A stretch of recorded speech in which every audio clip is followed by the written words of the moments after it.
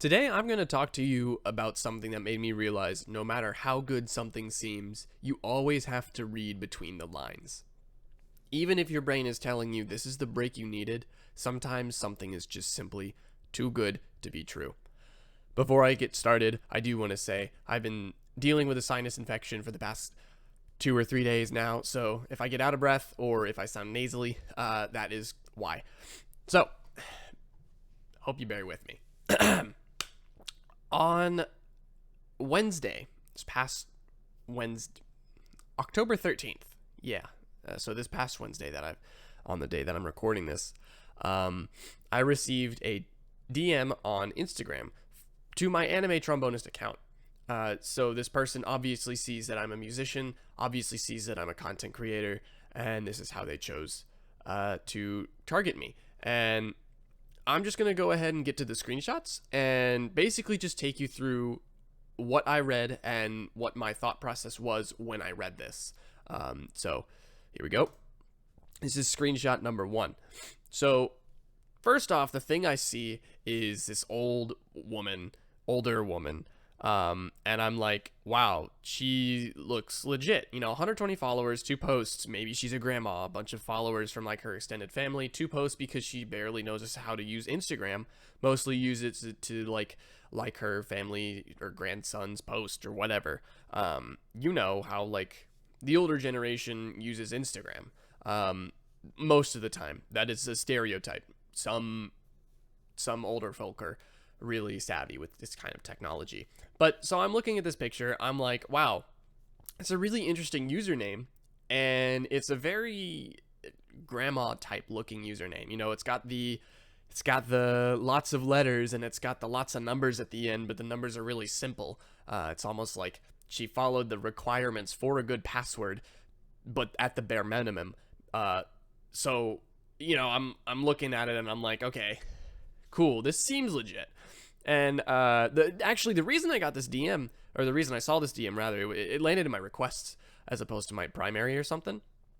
And this, she commented on one of my posts on Instagram, saying, "Hey, I have a request about a potential commission." And so I already knew going into this I was gonna have to write something. So I'm like, okay, I'll look into it. I'm gonna go into it, check out, see what I can do, and see what the price is. But this message I was not ready for. She says, great, through some of your stuff, and I must say, you've really got talent, haha. See, and at this point, I'm like, okay, this lady either is just not great at typing, or maybe English is not her first language. And so I have, things go in my head, because this seems really sus, because honestly, the first thing my eye darts to is the $500.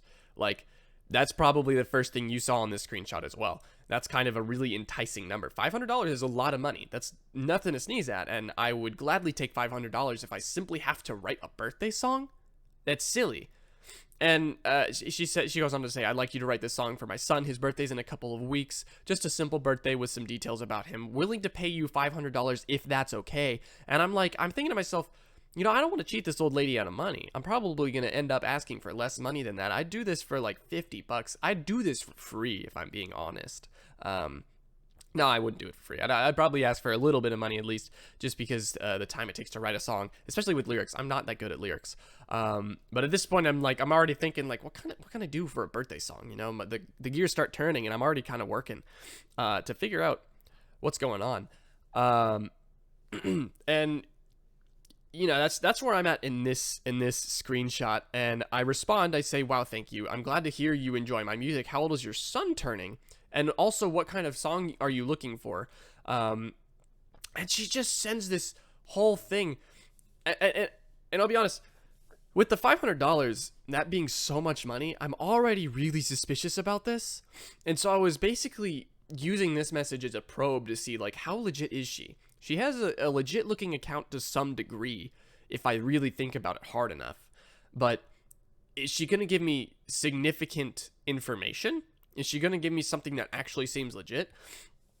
And the things I'm thinking about come from not only just my own experience with scams like this, because I have been contacted about scams. Not in this capacity. I've not been contacted for a commission that turned out to be a scam, and I'll explain that later. But I have dealt with some really similar phrases in broken English, and that's not, it is definitely playing into a stereotype, but the stereotype is there for a reason. A lot of these scammers, English is not their first language. And if you go check out Jim Browning's YouTube channel, he has a lot of stuff about this. I'm sure you've heard of him. He's a ethical hacker. So he knows all of the hacking tips and tricks and how to scam people, but he uses it reverse on the scammers. So he'll track down scammers and basically reverse engineer their thing and mess with them, and so based off of his videos, this is what I'm looking for. And so she sends this stuff. Upbeat will be perfect. So I'm thinking upbeat song. Okay, she doesn't know that much about music. If she's just calling a song upbeat, because I mean, when I expected an answer, the kind of answer I expected, for what kind of song are you looking for was not just the word upbeat. And also, it's worth mentioning the speed at which she sent this message was really quick. So at that point, I knew she had it copy pasted. I knew she had it written down somewhere. And I figured, maybe she's sending this to a bunch of musicians. Maybe she's like trying to test the water, see who's going to be best and choose one, or maybe she had just written this out before just so she didn't spend too much time and she could get the business rolling. But at this point, I'm still just a teensy bit suspicious. After this message, she sends all this stuff about Daniel, how they call him Danny. He's turning 6 on November 11th. Social needed the day before. Say something about Catboy in PJ Masks. I've never heard of the show PJ Masks. In fact, I didn't even check to look it up. And they call him Spider-Man 2. He has a best friend named Jenna who's 5 years old. He's a Maxie, a dog named Maxie, but spelled with 2 X's. I don't want to narrow your imagination, just want you to do your thing. Also, a phone recording is just perfect. Just your vocal and an instrument you play would do fine. And I'm like, okay, this should be really easy. I can just vamp some chords on piano and sing. This, of course, was before the sinus infection thing. If this were the case, if I had gotten this message now, I'd be like, I can't do this. I'm not in the singing mode. I would not have a great singing voice right now. But the next thing that tipped me off was, are we connected? What does that mean? First off, I had taken a lot of time to respond. I was talking to my roommates about it. I was showing them the messages. And I'm like, hey, this seems like suspicious. What are your thoughts on it? And they're like, I don't know too much, They start reading it and they're like, I don't know, it's up to you. It could be a scam. And I'm like, what's the worst that can happen? I write a song and I don't get paid. What is the worst that can happen? And that's as far as I thought. I was like, dang, I could write a song. I like writing music for the sake of writing music, so it didn't seem too bad of a deal for me, even if I didn't end up getting paid. But it turns out it actually is worse than that. And I'll move on with that. So she says, are we connected? And I say, I think that's precious. Danny sounds awesome. I'll get to work on it. And we go into this little argument, actually. Not so much of an argument as opposed to, I'm not comfortable with what you're requesting. I don't know why you're requesting this. And she says, good, I would like to pay you $300 up front today and $200 when the work is done.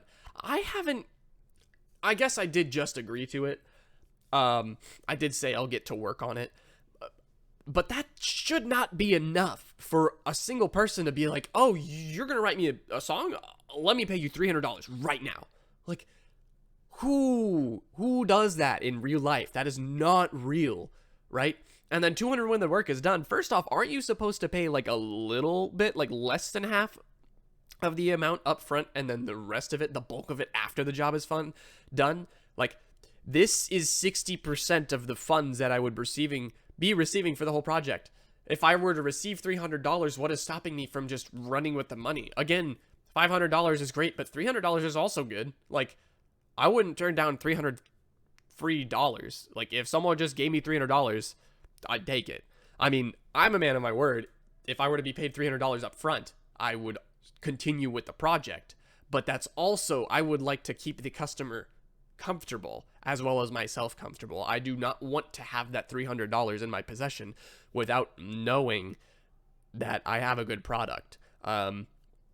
Because and so what I go forward with is, would it be okay if you just pay me after the song is written? I don't feel like there's a need for you to pay me up front. Like, there's just literally no need for you to give me $300. I haven't done anything yet. And she's like, I insist. I need to make a deposit. It can be $200 if you want. And I'm like, that seems more reasonable, but that's still $200. Like, I could buy a new microphone with that. I could buy a new webcam. I could buy a new monitor if I go cheap enough. And I'm like, you don't get it, you know? And at this point, I'm like calling my family. I'm like, hey, what do you guys think about this? This is a little sus to me. What are your thoughts? You know? And they gave me this answer that I could give. And I basically took my advice from my family to write this next thing. I understand, however, I would feel more comfortable accepting money after I know the music is up to your liking. That way, if you don't like something about it, I can go back and fix it. But if you absolutely insist, I'll accept what you like to pay. And she responds, yeah, that's good. What part of state are you in? And I'm like, okay, now this is weird. You're asking me what part of the state I'm in. First off, you don't know what state I'm in. There's nothing about my profile that can tell you that information. And also there's like, I don't know. There's just nothing for that information. And there's no reason for her to have that information either. I don't know why she would need a state. But I decided to tell her the city and state because, and you can see a little bit, it's a little bit blurred out. I went ahead and scratched that out when I took the screenshots. Just because I was like, what is the most she could do? She could find the school that I go to, but due to like laws within the school, if she goes and calls the school and asks for me, I don't think even my real name's on my anime Trombonist account, and I don't think she could have found my main account. Who knows? But whatever. This is the next one. The final screenshot, as you can see, it ends at the same spot with only 2 extra messages. This is where I was like, all right, no, absolutely not. I use a business checking account, so I'll need your full name and to write you a mobile check for payment and email to send it over. You just deposit it with your mobile bank at home. And once again, I took a really long time to respond. In fact, I did not respond to this message, and she asks, are you still with me? In fact, no, Rebecca, I am not with you. I assume Rebecca's your first name, even though it goes after your last name. Or maybe Faulkner's your first name. I don't know. So, obviously, this is sus. First off, you don't just ask someone for your address over Instagram, or at least if you do, you don't expect an answer, or an honest one at that. I need your full name to write you a mobile check for payment and email. Oh, I'm sorry. It wasn't even an address, but an email address. She wanted to email the check, which you can't email checks. Like, I don't think that's a thing. Every time I receive a check, it's always in the mail. It's always a physical check. And if it's not a physical check, it's direct deposit into my bank account, which I go through several secure steps to set up with the company that I work with. And she uses a business checking account, so I'm like, this is like your personal thing. Like, I'm not going to set this stuff up with you. I'm done here. And at this point, I look it up, and I simply look up the words Instagram birthday song scam, and the exact thing that I find is this message right here. A couple things were different, but the general stuff is, I want you to write a birthday song for my son. His birthday's in a couple weeks. I'm going to give you some details about him. I'm willing to pay you X amount of money if that's not too stiff, if that's not too little. If you would require more, I'll give you more. They want you to just either take that price or increase the price. In fact, increasing the price would probably be better for their scam, because it puts you in the position of requesting the money and basically saying you know what your job is worth and you're willing to accept that amount of money. And so at this point, all this information is just very copy paste from all of the scams. It's like they just choose a random generic name, a random date, a random cartoon character from a cartoon show. That's a thing that stays in every single one. For some reason, in most of them that I found, it's Spider-Man is their favorite superhero. They call in a best friend. Again, like looking back on this, I'm like, Jenna is 5 years old. Why do I need to know that for your birthday song? Like, how am I going to include that in a lyric? Like, that doesn't flow well. Your 5-year-old best friend, Jenna, says, happy birthday. Why? I don't get it. I don't know. Regardless, I was prepared to write it. I was prepared to do whatever, foot a bag. And then at this point in time, when you accept the $300 up front or X amount of money or whatever, they will send you a check. This is according to the internet. If you look up the scam, and like again, I just simply looked up Instagram birthday song scam. It basically talks about how these people target Instagram musicians, or at least social media musicians with Instagram accounts. It's probably been done through Twitter as well. Or maybe email address, through the email addresses on YouTube or something like that. I'm not 100% sure. This is just how it happened for me. Some screenshots showed Instagram. Those are what I read. Basically, the idea behind this is they will send you a check. Said check will be fraudulent. It will not work. You will not be able to submit it to your bank account. You will not get the money that the check is supposed to contain. Next step is they're going to be like, oh no, with the check, my business manager, my bank manager or whatever, accidentally added another zero. They accidentally sent you $3,000 instead of $300 like we talked about. I need you to send me back the other $2,700 that you owe me, because I did not send you that money on purpose and you stole from me. You owe me $2,700. That's what they're trying to get you to understand. And they're going to intimidate you to send that money back. And once you do send that money back in a much more secure way than just emailing a picture of a check, now all of a sudden you are down $2,700. And that's that. Now you have your money. They stop contacting you. There's absolutely no way you can get that back because you sent it to them of your own free will. Luckily, I looked this up and I figured out something was up at a certain point before I went any further with it. So, yeah, it's pretty scary. This kind of stuff is real. Apparently, this specific scam started in the middle of the pandemic, and too many people fell for it. Not because they were uneducated, but because the scammers really played into the fact that musicians had a hard time making a living over the pandemic, over the country shutting down. Simply because live music didn't exist. So making a quick $500 over an Instagram, just writing a quick birthday song, that was just perfect. That was the thing that they needed. At this point in time, I'm back to school. I'm doing live music again. I'm running this YouTube channel. So I was like not relying on this $500. This wasn't my lifeline, you know? This is not my, I didn't need the $500. Would have been really nice. Would have paid rent for a month. But I wasn't relying on it. So that's what allowed me to not play into it.